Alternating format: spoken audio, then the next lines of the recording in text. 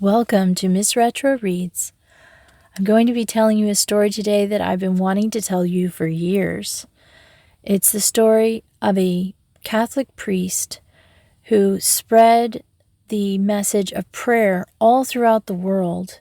He was just a poor young man from Ireland, very uneducated, with a great love for God and his Blessed Mother. He grew up in a family that was very poor in Ireland in County Mayo. But one thing that they did was that they said the rosary together every night. And the rosary is specifically a prayer to Our Lady to help you become more humble, to ask her to intercede for you before God. And she loves us very much. And it's kind of hard for us to understand how, maybe in today's world, how much she could love us, because sometimes our own moms, maybe we don't have the best ones. It's hard to find really good moms today. I mean, you might be really lucky and have one, but femininity it's not doing too good right now. But you know that in heaven, the best mother you have is Our Lady. So I'm going to tell you a little bit about his life. He came from a family of 11, and they would work in the fields, and they would harvest potatoes. And his mother was very kind and good and very gentle. He only saw her ever lose her temper once, and she worked very hard. And the dad, he was a man of great integrity. And Father Patrick Payton described it as, when you were around him, you felt like you were in church. And he said that he didn't preach with his mouth, but he preached by his actions. And every day, no matter how late it was or how hard they had worked, he would say to everybody, "It's time to pray." And they would kneel down and pray the family rosary together. And this is something that he thought everybody did. And in the family, they had Bridget, Mary, and Ellen. And then they had Michael, Thomas, and Father Patrick Payton.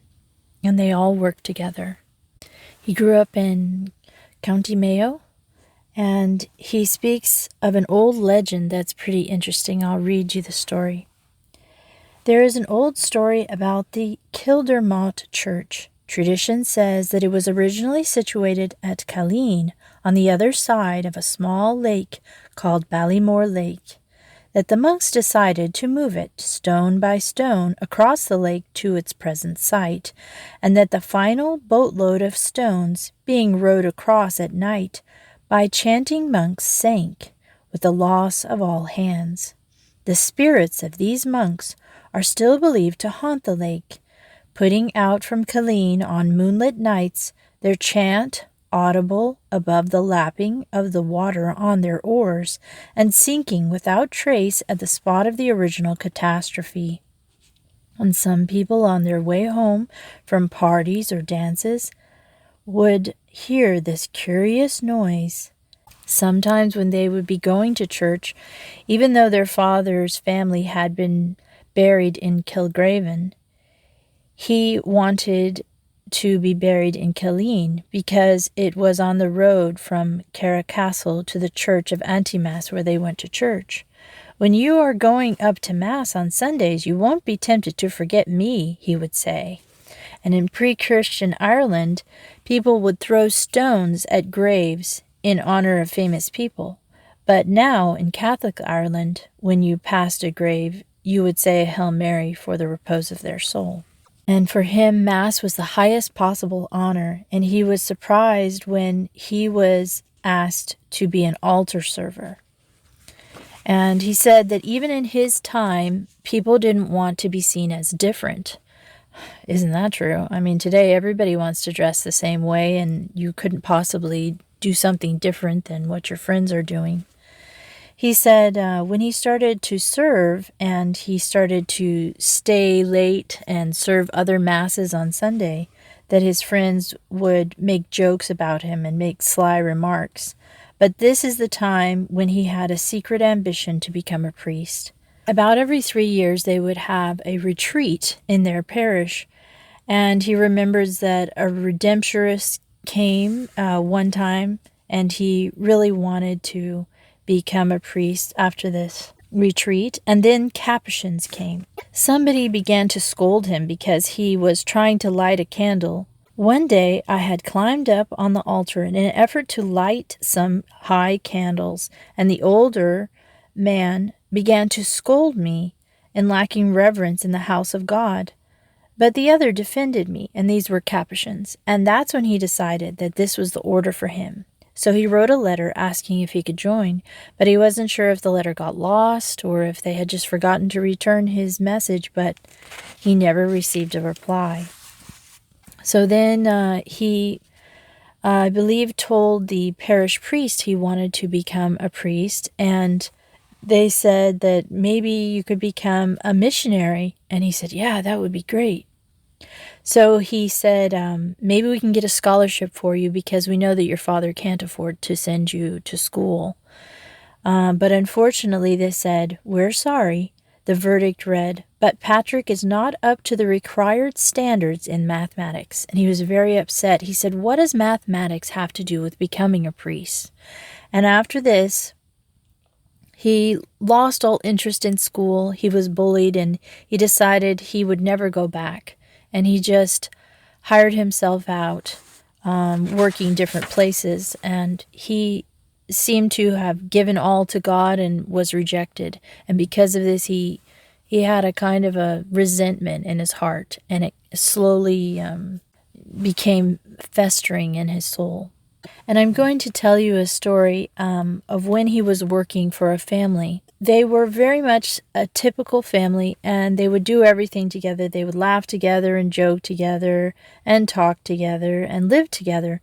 But when it came to the evening, he said he was waiting up and waiting up and waiting up so that they would say the rosary. But then the father stood up and he said, it's time to go to bed. And they never said the rosary, and he was shocked.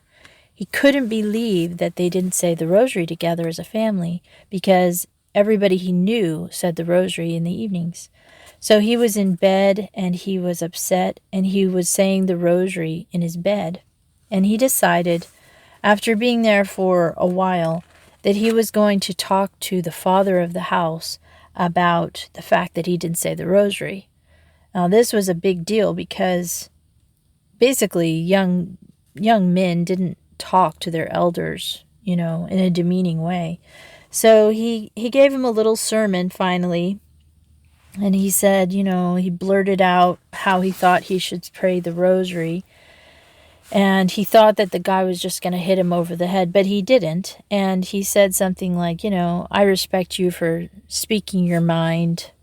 And but he found out later that family started praying the rosary together at night. So you never know if you say something, if eventually somebody might change their mind, or God might use you to help them.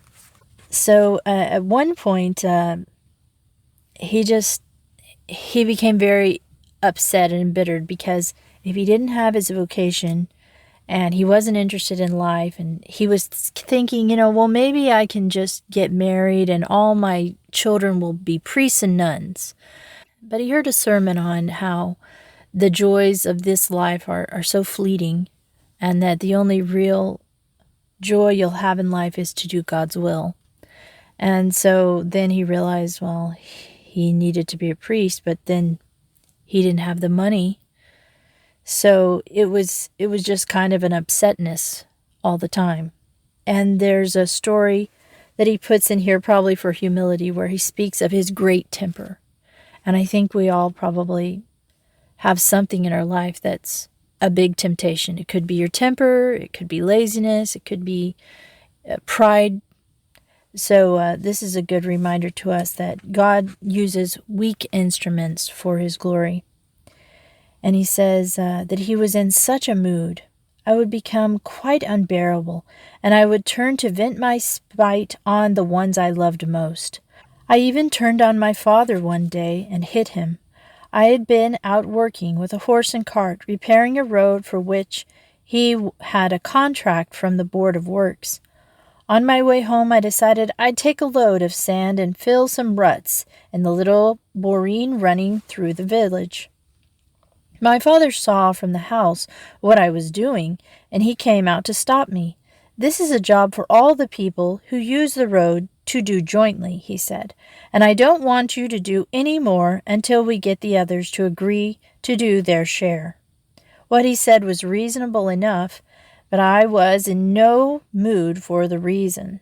I just lost my temper. Raising my foot, I kicked him right in the shin, left the horse and cart, and took off across the field. I had no idea where I was going, but I figured I'd spend the night in a neighbor's home and strike out for nowhere, Dublin or England, the next day.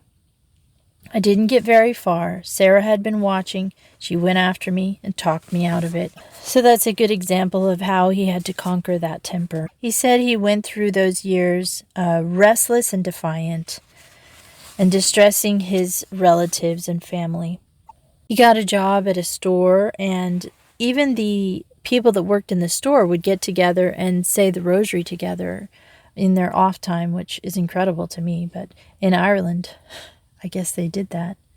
And he said it was St. Patrick's Day on March 17th, which was not only a national holiday, but it was a holy day of obligation. And it was like a Sunday. So there they would be off work. Everything would be closed. They would go to Sunday church, and then they would relax the rest of the day, whatever. But he said that his boss, where he worked, wanted him to go and clean out a place where they were supposed to have a dance later on. And so he and his buddy were just kind of goofing off and not really cleaning up. And the boss saw this. And he said, "What do you think you're doing?" And he demanded this angrily. And then Patrick said, "Haven't you eyes in your head?" I snapped back with equal temper. And then the boss said, "You're fired." And so he left, and he went back home and realized that there was nothing really at home for him. There wasn't any work in Ireland at the time, and his sisters had gone off to America. And so he thought he might have a better chance of going off and finding a job in America. He met his sisters in America, and unfortunately, when he got there, he realized there were many other people, immigrants, who were looking for work, and the only work he could find were dangerous jobs. And he had a brother-in-law there, and his brother-in-law gave a job to his brother Tom, who would come over with him, and it was in a coal mine. And Patrick had problems with his lungs in Ireland, and so he said, "It's not a good job for you. Even though you're a big guy, you can't do this." So that made him mad. So his sisters said that they had a job for him, and it was in the church, and he really didn't want that job. So he decided he'd go off, he'd find something, but it didn't work out, and so he had to go back hat in hand to a Monsignor Kelly. And Monsignor Kelly gave him a job as a sexton, which just meant it was a glorified name for a janitor of a cathedral. So when he was the janitor, he was so happy. He felt like he was home again, and he always felt like he was so close to our Lord in the Blessed Sacrament in the church. Working in the cathedral, finally, he gave way and said that he wanted to become a priest. So he ran into the Monsignor's office and he said, "I want to become a priest." And the Monsignor didn't seem a bit surprised and said, "What is a noun?" he asked, in extreme practicality. "What's a verb? What's an adjective?" And he said that he needed to be enrolled in a school in order to learn these things so that he could become a priest. So he went off and did this, and he told his brother to leave the coal mines that he could come and be the sexton. So his brother came, and he was the sexton, and his brother was also thinking of becoming a priest, which is pretty cool. They were going to be able to get a scholarship for his brother also, but he only had a limited time to decide. So Father Patrick Payton, or Patrick, comes in and he says, "You have till Monday morning to make up your mind to be a priest." And he says this to Tom. And so they both decided to go and enroll. But it was very hard for them because they had to do the sexton job, and they were very busy with setting up for baptisms and weddings, and then they would have a lot more things than they have now in the church. They would have like sermons in the evening or vespers, and there was a lot of work they had to do, and they had to ring the bells. And not only that, they also had to study for the priesthood. So they would take shifts. One of them would sleep, the other one would get up and do the work, and then the other one would take a rest. And they were working so hard. This was when he realized that to be a parish priest would take so much energy, and he thought that he wanted to become a missionary priest. And so he had to tell the Monsignor this, and he wanted to join the Holy Cross family, the Congregation of the Holy Cross. They have traditional vows of poverty, chastity, and obedience. So this poor Monsignor Kelly, he was giving him the money, to put him through to be a parish priest, and then he had to tell him that he had a vocation in another direction. He had first profession, which means you take a vow of poverty, chastity, and obedience, but it's temporary, so it's something that you would renew. And then later on, if you're sure that this is, after a period of time, that this is what you really want to do, then you would take something called final profession. So he was working hard at his job, and he realized that he was getting sick, and he had tuberculosis. That's where you cough up blood. And he felt extremely tired because this is something to do with your lungs, and so you can't get enough oxygen. So that's going to make you very tired. He was sick for quite a while, and he was just flat on his back for a long time. His sister Nellie said she was going to come and take care of him. So by the time Nellie arrived, I had a private room, and I recall that I was like the sunshine entering when she walked in. I had found a beautiful picture of Our Lady thrown in the corner of the room when I first moved there. It was dirty, covered with paint spots, but I took it an instant fancy to it. When he was in the hospital, his mother passed away. Because he was so sick, he was thinking that he wasn't going to be able to become a priest. And his brother Tom was supposed to become a priest soon, but he didn't think he would be able to join him. And he was very ill, and they had taken x-rays of his lungs, and they were bad. But he was visited by a Father Haggerty, and Father Haggerty said, Mary is omnipotent in the power of her intercession with her Son. So pray to her. So I prayed constantly to Mary to cure me, and it was on Halloween, the eve of All Saints, that I knew that she had decided to do just that. Eating my supper in bed, and the radio was playing some Irish tunes transmitted from London. A week later, on November 13th, I was back again at the health clinic. How is the fluid now? I asked with mounting confidence. It's all gone, they said. There's not a trace of it left. In that case, I said, why don't you discharge me as cured? You must realize what happened. You challenged me to put my trust in God, and that is what I did. It was Mary, the Mother of God, who heard my prayers. She does not do things by halves. She wants me to go back to my studies, and you mustn't stand in my way. They were very polite and agreed that they had no way to account for the sudden improvement, but they were also quite firm. Now we must continue the treatment, they said. The same evening I had a visit from a young student priest, Father Richard. I am going to offer a novena of masses for you, he told me, to end on the feast of the Presentation of Our Lady on November 21st. Laying in my bed each morning during those 9 days, I joined in spirit with Father Sullivan, and I looked forward with anticipation to Mary's feast.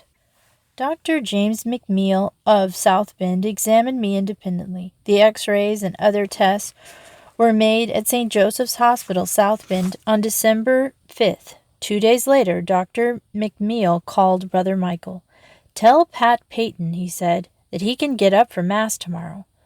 Tomorrow was the feast of the Immaculate Conception of Mary.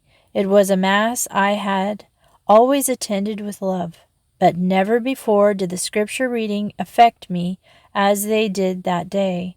The tone was set by the opening words of the introit. I will heartily rejoice in the Lord, and my God is the joy of my soul, for he has clothed me with a robe of salvation.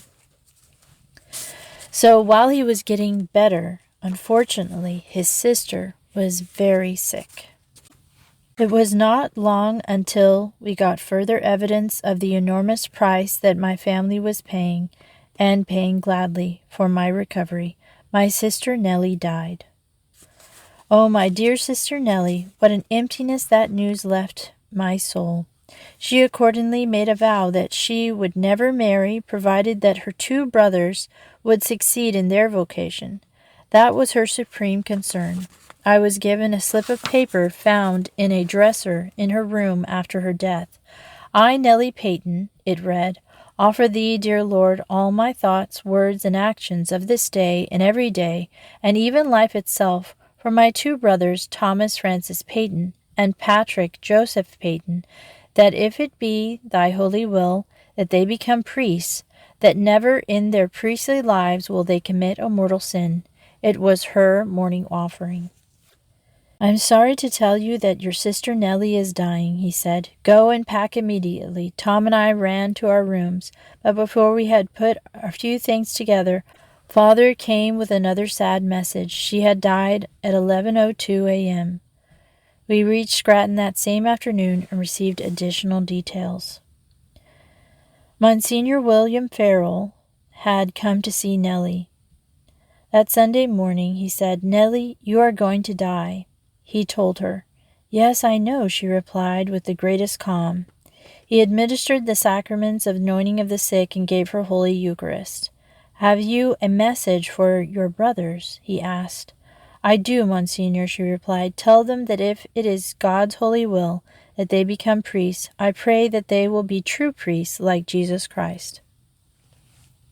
After the funeral on May 8th, one of the priests for whom she had worked in the bishop's house called on us at Beatrice's. Every one of the priests loved her, he told us. She was the most unusual woman. We could tell her our innermost secrets, not just me, but others too. She advised and consoled us, and she did not hesitate to tell us to improve on our own nature. Nellie was sweeping off the steps. Father is making a long Thanksgiving after his Mass today, he commented a little sarcastically. Yes, isn't he? Nellie answered with her most charming smile. One time you did the same. Listening to these stories, I realized how important was Nellie's contribution. A special dispensation was given to Father Patrick Payton to be ordained with his brother Tom. He said when he was ordained, Christ's mother was, more than ever before, my mother. So now he was ordained. His brother Tom was sent off to a parish to do work, but Father Payton had to still fulfill some of his theological studies, so he was at Holy Cross College. And in his free time, he would sit and watch the traffic that passed the college, and it would pile up in front of the college at a certain point. They had just heard about Pearl Harbor, and the war was starting, and so he thought, if people would just pray, there wouldn't be all this strife and terrible things in the world. And then he had an idea. He said, if we could erect a statue to Our Lady where all those people are in traffic there, then maybe they would remember to pray. So he went to his superior and asked him, but he didn't give his consent to build a statue, so that was the end of that first bright idea. And then I'm going to read to you what he thought next. The children of God were destroying the earth instead of building it up. Surely there was something I could do, something I should be doing that I was neglecting. I had read of Lepanto, the great battle in the Mediterranean in 1571, when a Christian fleet had stopped the Muslims as they advanced towards the very heart of Christendom. And they did this through the rosary. So he thought that he could get world peace if he could get somebody to broadcast someone saying the rosary on the radio. He said, yes, I told myself here was the key, the family prayer, a favor through the centuries that had saved Christendom at Lepanto. I would enlist the great crusade for the family rosary, not only these 70 men with whom I lived, but all the millions of servicemen like the soldiers and sailors before the Battle of Lepanto.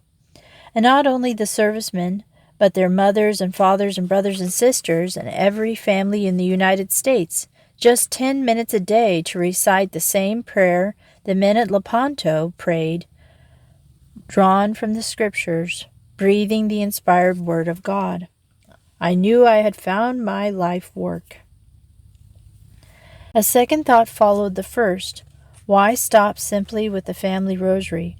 Why not also develop a campaign in favor of daily attendance at Mass? The rosary is good, but the Mass is better. Why not go the whole way? I spent considerable time mulling over that idea, looking for a way to tie the two projects together in a unified package. Finally, however, this decision was made the very same day. I finally decided that I was trying to bite off too much too fast. One small step at a time, I told myself.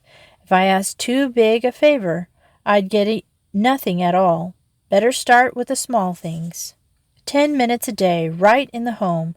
No need to dress up, no need to go out in the snow or the rain or the blazing heat. Just 10 short minutes in one's own living room or bedroom or kitchen.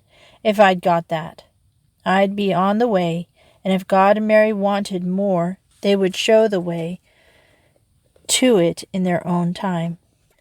So he asked permission of his superior. And this is very important if you want to do something for God. It has to be God's will. And since he was in a community where they were under a vow of obedience, he had to get permission from his superior. The superior said yes. He first did a mailing campaign where he sent out letters asking everybody to sign a promise that they would pray the rosary every day. And this was to end the war, for peace in the world, and so forth. And he got many people to say that they would. And then he also sent out little free pamphlets to anybody that wanted to learn how to say the rosary if they weren't sure how. And every time he would run out of these so quickly. And things kept on growing. He would constantly ask permission for like a larger building because he was running out of room. People were coming to help him. He would meet people all the time. People, I guess God was putting people in his way so that they would help. And he would get lots of donations from sisters. Usually the most generous people were the sisters. And I'll tell you a story a little bit later about that. His idea was he wanted to say the rosary over the radio so that people could pray it all together at once. And so he decided he would go to New York and ask for free time on the radio for this. So he does. He goes to New York and he is ushered into the presence of a mystic. She was a businesslike and to the point, and I suppose she had a dozen similar problems a day, but in my ignorance of business procedures, I thought it awfully abrupt. "You're coming for free time?" she asked. "I am," I said. "You can't get it," she said, and before I could protest, she launched into a litany of difficulties. Not only Protestant ministers and Jewish rabbis would complain, she said, but so would Catholic priests. I had no organization behind me. If they gave time to individuals, they might as well go out of business. I quickly realized I was wasting my time. There wasn't a chance of concocting answers that would meet her objections and convince her.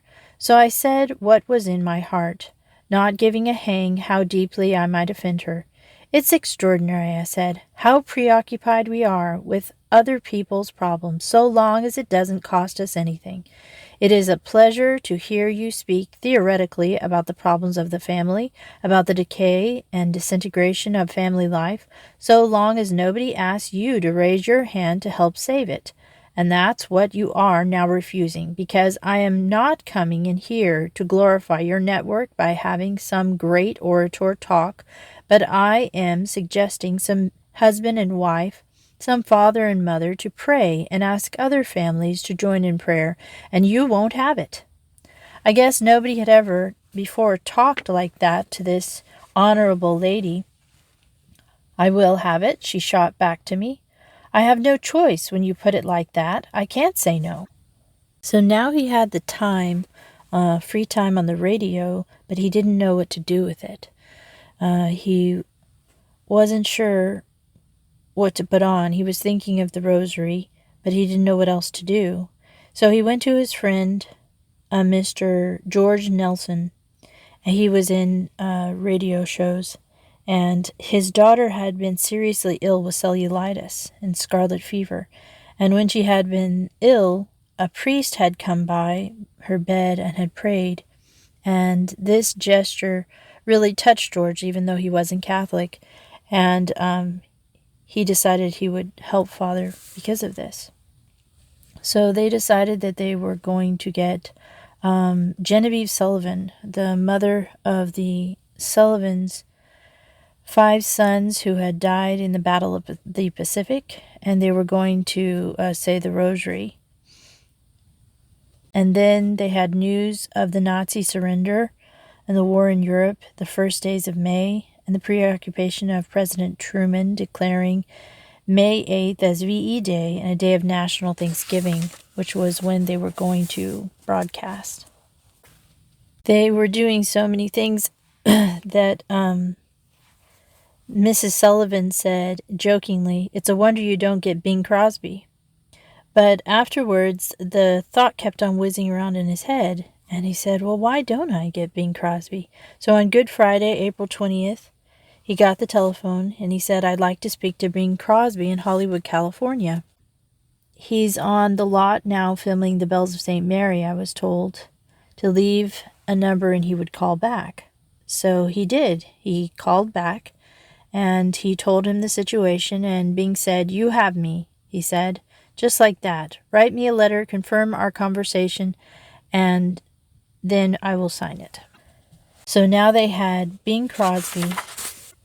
So they did it in New York, and Bing Crosby was in California. They had a choir sing. They had the president speak, and it was a huge success. Everybody kept on telling him afterwards that if you wanted to have a show, like a weekly show, you couldn't just say the rosary. You had to come up with scripts because the network didn't like the fact that they would just be praying. But he wasn't sure about this. And so he had to think about it. He wasn't sure if this is what Our Lady wanted. He was told that the program had to be a non-sectarian program, and he thought it spelled the death of the program. He wasn't going to do it, but he asked advice of Fulton Sheen. Fulton Sheen thought he should go ahead with it. He went to visit Archbishop Spellman, was unable to see him, so Monsignor Francis X. Shea said, if Our Lady can't get a full loaf, she will take half, and if she's not even offered a half, she will take the crumbs. So he decided that he would go ahead with it. He met Loretta Young in Hollywood, and many stars helped him.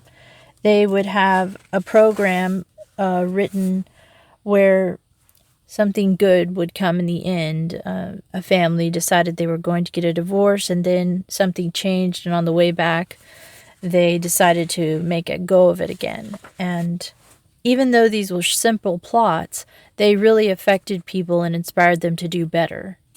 Al Scalpone wrote commercials, and he had some slogans. He said, more things are wrought by prayer than this world dreams of, which they actually used at the beginning of their programs. You can still hear some of them on YouTube. And the one he liked the best was the family that prays together stays together, and that kind of stuck with it. The first show was Loretta Young, James Stewart, and Don Amici. He had to, after this, beg people to write the shows for him. He would have to beg famous movie stars to be in the radio programs. And then he would have to beg money to keep the radio program going. Even though they got free airtime, they had to pay for other things. I can't remember exactly what it was. So he was constantly begging for money and hustling for this show. And it was all for Americans to become better mothers, fathers, children. So he went all over America and had rosary rallies, and so many people came. And then one day he met somebody that told him he needed to go to Latin America. So he learned Spanish in order to go and give talks about the rosary, very simple talks in Spanish. And so he went all over Latin America. He then went to Africa. And there was a very nice story where whenever he met the sisters, he had this idea that he wanted to do a movie of the mysteries of the rosary. And so he would ask people that he met to give him money, and he had to get so much money to make this movie.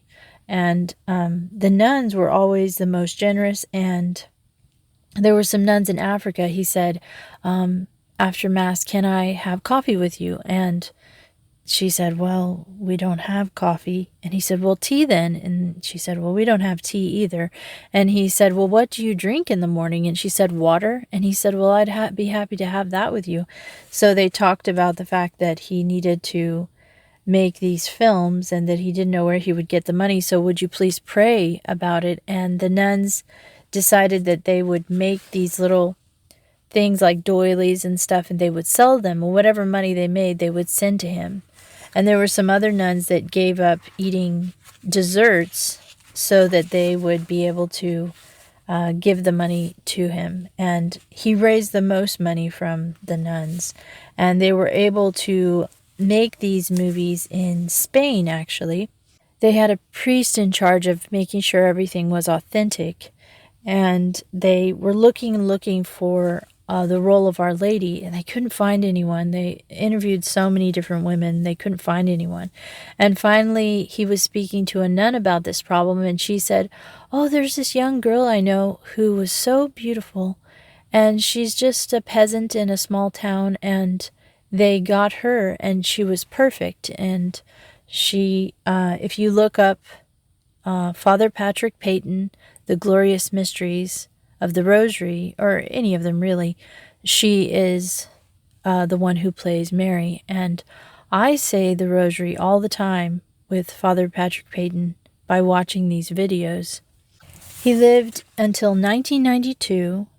He was 83 years old when he passed away, and he's buried at Stonehill College in Easton, Massachusetts. And I feel like I've missed a lot of the important parts of his life, but that gives you a general idea of who he was. He was very humble in that if he failed in something, he wrote about it in this book, was doing everything because he loved Our Lady. And I think that the fact that his sister gave up her life for him is probably the reason why he was so powerful in his life. He converted so many souls and brought so many families that were not doing well back together by asking them to pray together. It was amazing, and it was called the Rosary Crusade, and he went all throughout the world preaching this and had so many huge rallies all over the world. So I suggest that you pray the Rosary. You can look up his videos and pray the Rosary with him if you like. But whenever I pray the Rosary, if I do it in the morning, everything is calm. And even though I have a lot to do and I don't think I can do it, there's a peace there. If I don't say the Rosary in the morning, everything's wrong. I don't like anything. Everything's upset. And I can notice the difference. So if you have never said the rosary, or if you've fallen off from saying it, I would suggest in this new year that you start up again. Just say 5 decades of the rosary a day. It takes 10 to 15 minutes. It doesn't take long. And if you watch a video of Father Patrick Payton saying the rosary, he'll help you out with that. So thanks for listening, and Father Patrick Payton, please help us, poor children here on earth, trying to get to heaven. And thanks for listening to Miss Retro Reads.